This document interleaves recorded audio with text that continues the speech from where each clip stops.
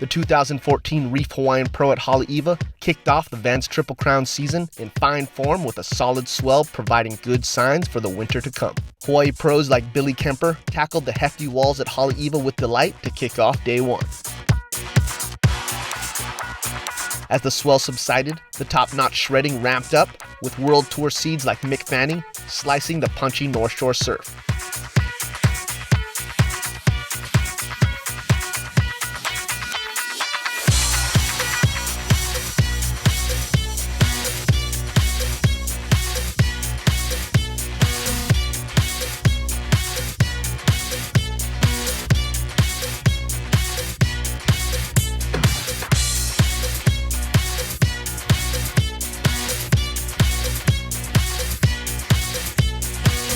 On the last day, leading up to the final, Julian Wilson looked like the man to beat, punting huge airs on every opportunity, wowing the crowd and judges.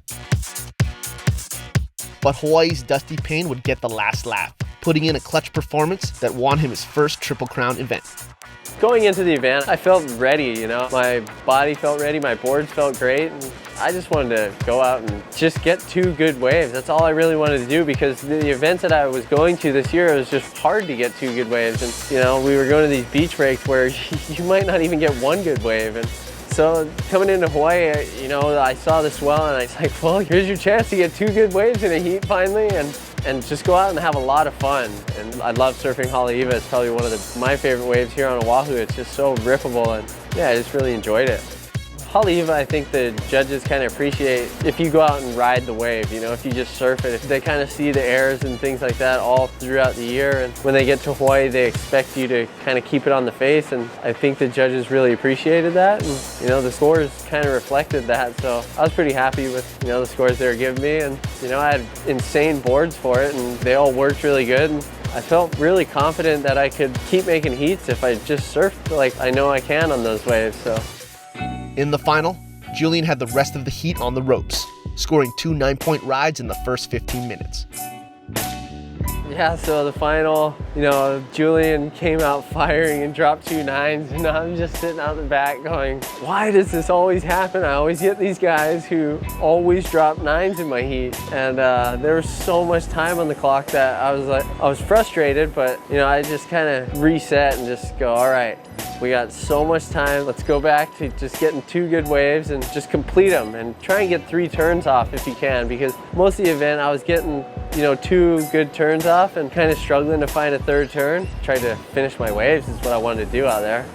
The first one I thought was going to close out because it was kind of ran down the line, and I went into my first turn and just did like a little speed hack, and I saw it just kind of like backing off, and I was like, oh my goodness, I'm going to be able to get a couple more turns off. After my last turn on my first wave, I knew, I was like, okay, I'm back in this heat. Like that's going to be a 9. It has to be. I knew I had 1 9 after the first wave, and I needed another 9. That puts me back in it, and I was paddling back out, and I was just kind of saying my prayers, just like, please give me another chance at this. And I got out the back, and I wasn't even sitting for more than a minute, and another one popped up, and it's just like heaven sent. Just surfed it, and it felt better than my first one, so I was like, well, I think that's gonna be another one. And yeah, luckily the judges liked it as much as I did.